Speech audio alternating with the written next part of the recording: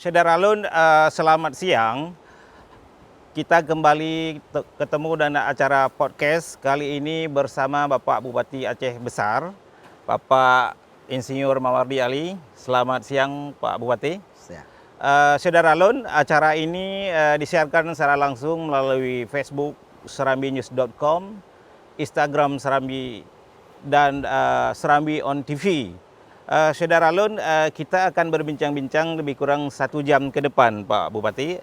Kita dalam tema Wonderland Aceh Besar. Aceh Besar ini menjadi suatu keajaiban dalam pariwisata. Saudara Alun, Pak Bupati ini adalah seorang putra Aceh Besar, kelahiran 2 Januari 1969. Beliau sebelumnya lebih dikenal sebagai politisi yang punya peran besar melahirkan PAN di Aceh Besar. Kalau saya tidak salah pernah menjadi sekretaris, Pak, pada awal-awalnya. Ketua juga. Ketua, kemudian menjadi ketua, dan akhirnya beliau meniti karir lebih banyak di legislatif, pernah di Aceh Besar, pernah di DPRA, Pak ya? Iya. Pernah di DPRA 2 periode atau 1,5? 1,5. 1,5 ya. Kemudian beliau punya komitmen ingin membangun Aceh Besar lebih terkonsentrasi, karena kalau menjadi bupati tentunya perannya akan lebih mudah untuk menggerakkan Aceh Besar. Saudara Alun, kita sekarang ingin mendengar bagaimana sebetulnya konsep pembangunan pariwisata di Aceh Besar yang sedang digagas oleh Pemda. Kita tahu bahwa Aceh Besar ini punya banyak sekali lokasi wisatanya, destinasinya, Pak Bupati. Kita tahu ada Teluk Riting, ada Lok Nga, ada Pasir Putih. Banyak sekali. Nanti kita akan dengar dari banyak itu apa yang menjadi unggulan dari pemerintah Aceh Besar. Bagaimana kira-kira Pak Bupati yang sekarang sedang disiapkan untuk, karena pariwisata ini menjadi salah satu pendapatan asli daerah. Saya kira punya peluang yang cukup besar, Pak Bupati. Silakan. Iya, terima kasih. Assalamualaikum warahmatullahi wabarakatuh. Waalaikumsalam. Pertama saya mengucapkan terima kasih kepada kawan-kawan dari Serambi Indonesia yang sudah membuat prokes ini ya untuk kegiatan dalam rangka juga mengeksplor ya, mempromosikan wisata-wisata yang ada di Aceh Besar. Nah, Aceh Besar ini yang daerahnya yang cukup luas, hampir 3.000 km persegi, 23 kecamatan, kemudian ada 604 desa.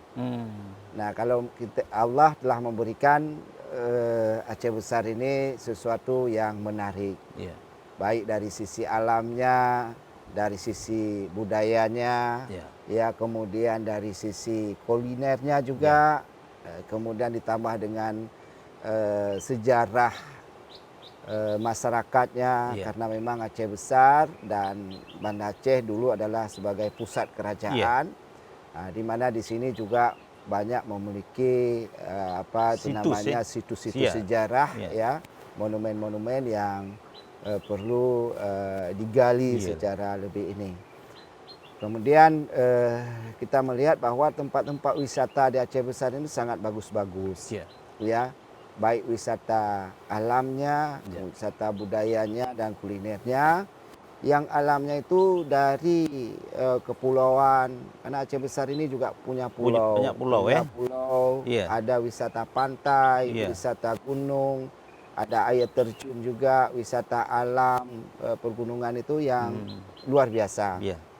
Ya, itu pemerintahan Kabupaten Aceh Besar ya dalam periode kami ini terus menggenjot bahwa sektor pariwisata adalah sebuah sektor yang sangat menjanjikan.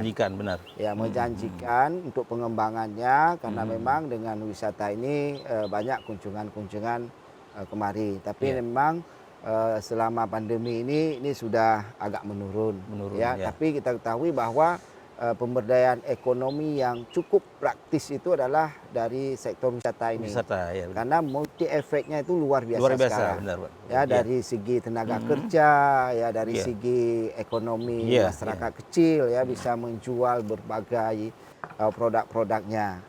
Nah, kalau sekarang kita bersyukur semua sektornya dari berbagai wilayah sudah memiliki tempat wisatanya. Nah, kendalanya adalah sekarang masih di dalam pengelolaan. Ya. Pengelolaan ini ada yang dikelola oleh pemerintah, ada yang dikelola oleh desa, kemudian ada yang dikelola oleh pribadi. Ya, kita berharap bahwa memang tempat wisata ini ada kemudian ke depan dikelola oleh secara profesional. Ada badan usaha yang bisa mengelola, dia bisa membuat di sana adalah tempat yang lebih baik dan menarik dengan aturan-aturan yang sudah ada. Dengan aturan-aturan tidak melanggar dengan peraturan pemerintah. Nah, di sini terdapat kendalanya. Seharusnya memang pemerintah tidak banyak sekali mengurus wisata-wisata itu, dia hanya membuat regulasi kemudian dia membuat kemudahan-kemudahan orang dalam berbisnis wisata, kemudian bisa menyerap tenaga kerja sebanyak-banyaknya. Nah, karena kita baru saja ya kemarin juga masih setelah konflik damai, ini kan masih sekarang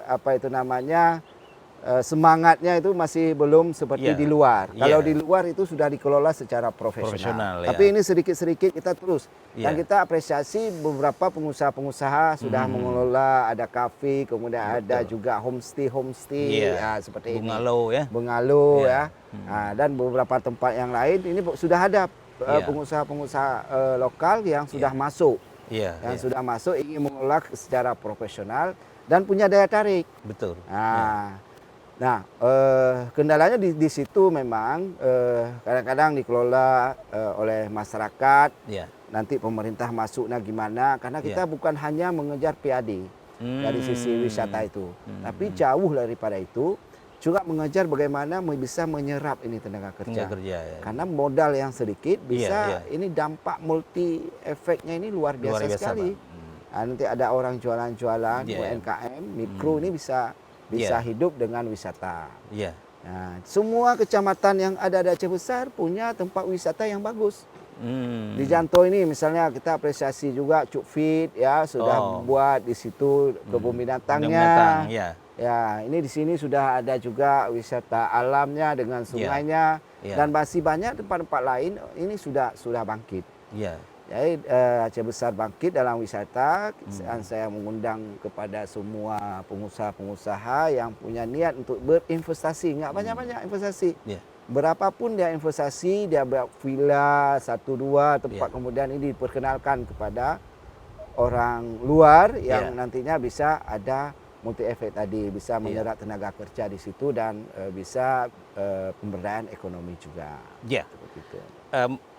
Menarik sekali ya Pak Bupati, dari berbagai destinasi yang ada di Aceh Besar, apakah memang ada fokus tersendiri atau dibiarkan tumbuh sendiri, pemerintah hanya menyediakan regulasi itu saja, atau seperti apa itu Pak Bupati? Ya, ini kan ada masanya. Kadang-kadang satu tempat itu selama ini masanya misalnya dibuka oleh masyarakat. Kita biarkan masyarakat buka dulu, dia bisa ada penghasilan. Mungkin ini juga mengganggu kadang-kadang orang masuk ya. Ada tiket masuk, tiket parkir, kadang-kadang mengganggu. Tapi ini masih pada tahap sosialisasi orang kenal. Terus kita mengundang nanti orang luar. Kalau mau investasi misalnya di Luknga, yang bagus itu sudah banyak orang berinvestasi di sana. Dan bisa dikelola pariwisatanya secara profesional. Nah, apa yang kita menjadi tugas daripada pemerintah? Menyiapkan sarananya. Menyiapkan sarana, regulasinya, kemudian masyarakatnya. Nah, ini perlu kita sosialisasi kepada masyarakat. Ya. Kadang kan masyarakat begitu ada orang masuk, dia ingin kuasai di situ secara Iya. desa, Iya. kemudian dikelola apa adanya, sampah Iya. masih belum dikelola secara bersih. Iya. Ya, nanti kelolaannya oleh masyarakat, sampah oleh pemerintah, ini nggak terintegrasi. Nah, oleh karena itu saya kemarin di Jakarta juga jumpa dengan Pak Menteri, Pak Menteri, ya. Sandiaga, sudah Sandiaga Uno. sampaikan bahwa memang kendala kita di Aceh, khususnya Aceh Besar ini pengelolaan wisata ini bisa secara profesional, Ya. bisa dikelola, nanti kita beri izin. Ya, ya. Nah, selama ini kan kadang-kadang kalau ada kawasan pemerintah, kita beri izin pada seseorang, hanya izin mengelola, kita tidak bisa bukan pada orang yang profesional mengelola. Ya. Jadi hanya terjadi secara alam Ya, saja. ya, ya. Nah, tapi kalau ada pengusaha, kita berharap dulu pengusaha lokal ini Iya, iya. bisa melakukan usaha-usahanya. Saya tawarkan di Pulau Aceh, ada di sana namanya Pantai Nipah yang Iya. cukup bagus. Saya terus mencari mana ada pengusaha yang mau berinvest di sana. Iya. Nggak perlu banyak-banyak. Ya. Ya, nanti ada di sana, ada kapal yang besar yang bisa ke sana menghadirkan juga turis, menghadirkan juga wisatawan. Ya. Ya, selama ini sudah banyak yang kehadirannya termasuk dari Malaysia, tapi kan ini juga bandara internasional belum dibuka sehingga ini juga masih bisa menghambat. Ya. Ya. Jadi kita berharap bahwa pandemi ini cepat berlalu dan kita sudah bisa dalam keadaan yang normal kembali, ya normal yang baru, dan wisata ini bisa hidup lagi. Iya, menarik sekali Saudara Lun, paparan dari Bapak Bupati Aceh Besar, Bapak Insinyur Mawardi Ali. Tapi kita harus break dulu mengikuti pesan-pesan berikut ini.